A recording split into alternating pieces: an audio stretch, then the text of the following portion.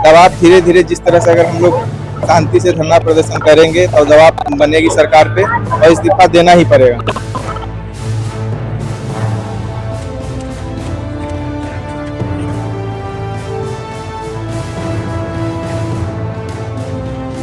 सरकार जागेगी तो क्या जागेगी, मृत सरकार है।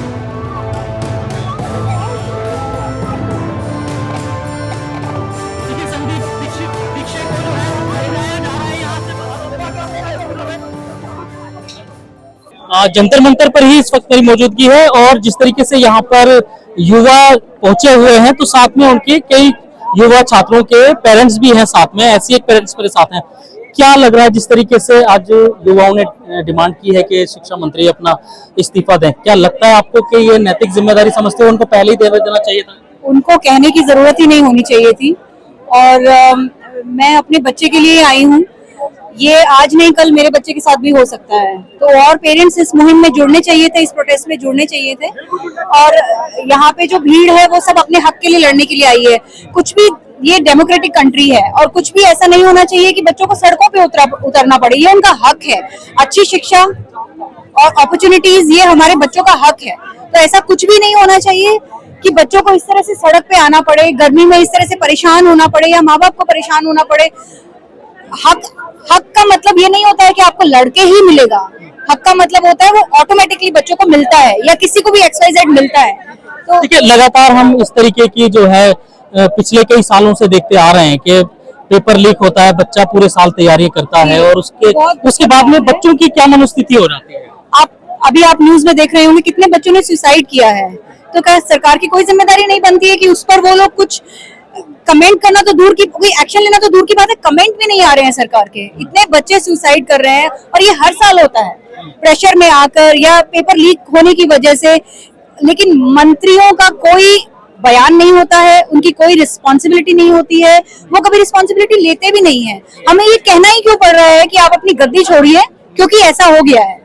अगर हम प्रोटेस्ट कर सकते हैं तो वो भी तो अपनी गद्दी छोड़ सकते हैं। ये सब होना ही नहीं चाहिए था। बहुत अनफॉर्चुनेट है, पेरेंट्स के लिए भी, बच्चों के लिए भी, पूरी बच्चों की जिंदगी का सवाल है।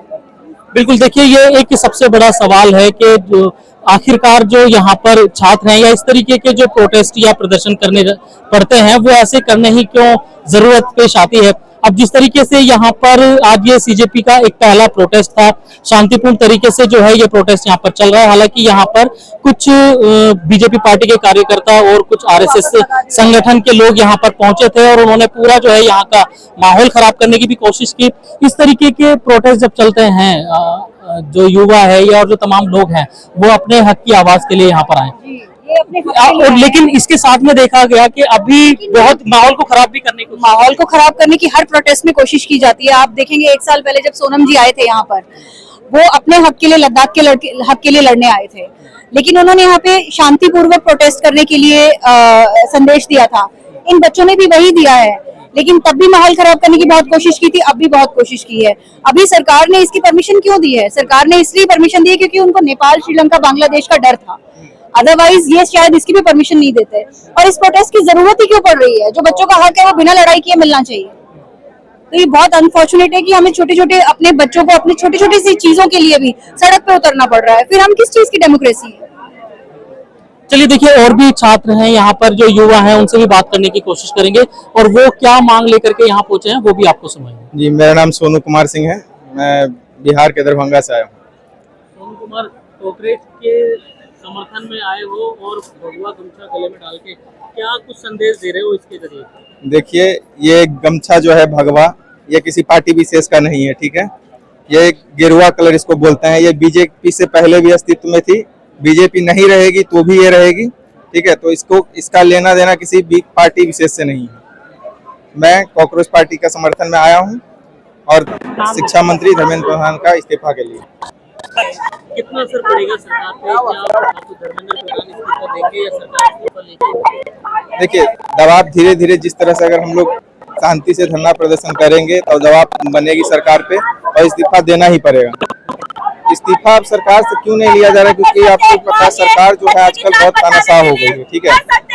सरकार जो अभी करंट में वो बहुत तानाशाह हो गई है। तो जिस तरह से छात्र जो प्रदर्शन कर रहे हैं तो शिक्षा देना बहुत ही जरूरी है धर्मेंद्र प्रधान का। और जो भी शिक्षा मंत्री, इसके बाद भी जो भी शिक्षा मंत्री आए उससे भी जवाब मांगा जाए टाइम टू टाइम, और उनकी भी जवाबदेही हो। ये नहीं कि सिर्फ नाम के लिए शिक्षा मंत्री परिवर्तन हो गए और देश में यही चलता रहे। सिर्फ शिक्षा मंत्री नहीं, चाहे वो रेल मंत्री हो, चाहे वो कृषि मंत्री हो, कोई भी मंत्री, सबके साथ ऐसे ही होना चाहिए। दूसरा कुछ लोगों ने आके माहौल भी खराब कर मैंने चेक किया है। खराब करने की कोशिश की है। तो वो तो जाहिर सी बात है कि देखिए जब भी कोई, हाँ तो कई तरह के युवा हैं, देखिए इसमें कई है लेफ्ट से हैं, कई राइट से हैं, ठीक है। उनको देश के मुद्दों से कोई लेना देना नहीं है, वो देश में क्या चल रहा है उससे कोई मतलब नहीं है। वो 2-4 व्हाट्सएप यूनिवर्सिटी पे न्यूज देखते हैं और बस उसी के जरिए दंगे को भड़काने में लगे रहते हैं। यहाँ पे आप देखें, या मीडिया चैनल जो भी है दिखाए होंगे, किसी भी तरह का कोई भी विवाद यहाँ पे न बयान दिया गया, न भी किसी प्रकार के हिंसा को बढ़ाया गया, ठीक है। फिर भी कुछ लोग आ जाते हैं कि ये जो धरना प्रदर्शन, जो भी आंदोलन चल रहा है, ये भड़क जाए और जो भी परिणाम जहाँ जाना चाहिए था वहां न जाए, ठीक है। तो हम लोगों ने काफी अच्छे धरना प्रदर्शन दिया, काफी अच्छे से हम लोग आंदोलन किए और उसका परिणाम दिखेगा। छात्रों का भारी प्रदर्शन है, सरकार जागेगी या अभी भी सोई रहेगी? सरकार जागेगी तो क्या जागेगी, मृत सरकार है और आक्रोश है। मेरे भी बच्चे अभी पढ़ रहे हैं, कॉलेज में है, लेकिन मेरे पड़ोस में, मैं मालवीय नगर से आता हूँ, मेरे पड़ोस में कुछ बच्चे हैं जो नीट के इस सरकार के निकम्मेपन से, पेपर लीक से इफेक्टेड हुए हैं। तो हमारा फर्ज बनता है कि हम आज अपने बच्चों की आवाज को यहाँ पे उठाएं और इस बैरी गूंगी सरकार को जगाएं। गुस्सा कितना है? गुस्सा पूरे देश में नहीं, इंटरनेशनल लेवल पर है। आप देख ही रहे हैं कि जो इसके वो हैं, वो अमेरिका से अभी आए हैं, बहुत भ्रमित करने का सरकार जो आपकंडे अपना रही है। लेकिन सरकार चाहे कुछ भी कर ले, मैं एक बात कहना चाह रहा हूँ, देश का जवान, देश का किसान और देश का युवा किसी राजनीतिक पार्टी का नहीं होता, देश का होता है, देश का भविष्य होता है। और युवा जो होता है वो देश का होता है, किसी राजनीतिक पार्टी का नहीं होता। देखिए, मैं यहाँ पे आज अपने यूथ को सपोर्ट करने आया हूँ। जो हमारे छात्रों की मांग है कि धर्मेंद्र प्रधान इस्तीफा दे, क्योंकि पेपर लीक की वारदात बार-बार हो रही है और पूरे देश में हो रही है, जिससे सिर्फ 22 लाख बच्चे नहीं, उनका परिवार भी इफेक्ट होता है, जो इतने सालों से उनके साथ मेहनत करते हैं, सुबह जागते हैं, उनको ट्यूशन लेके जाते हैं, इतना पैसा खर्च करते हैं, तो पूरा का पूरा सिस्टम इफेक्ट होता है। तो आज हम छात्रों के साथ यहाँ पे खड़े हैं कि जो धर्मेंद्र प्रधान जी है उनको इस्तीफा देना चाहिए। छात्रों में कितना बड़ा हुआ है, फोटो तक पढ़ रहे हैं। देखिए, आप ये देखिए, यहाँ पे सिर्फ पेपर लीक का मामला नहीं है। जब से पेपर लीक हुआ है 10 से 15 बच्चों ने आत्महत्या भी की है। ये एक प्रेशर है जो सरकार को बच्चों से हटाना चाहिए, हमारे आने वाले भविष्य है वो, उससे हटाना चाहिए। जबकि उनको तो प्रेशर बनाया जा रहा है कि उनको सड़कों पर उतरना पड़ रहा है। तो सरकार को सबकी बातें मानते हुए, शिक्षा व्यवस्था को सही करते हुए धर्मेंद्र प्रधान का इस्तीफा लेना चाहिए।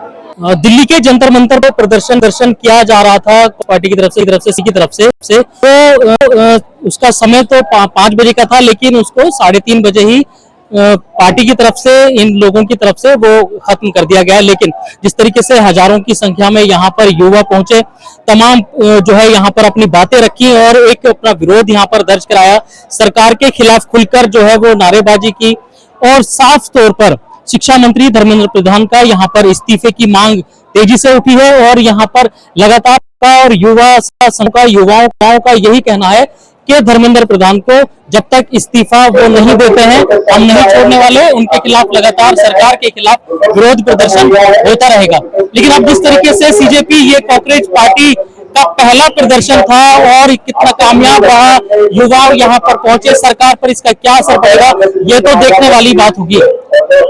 दिल्ली से समाचार प्लस ओपीटी के लिए मैं अब्दुल वाजिद चिश्ती निजामी।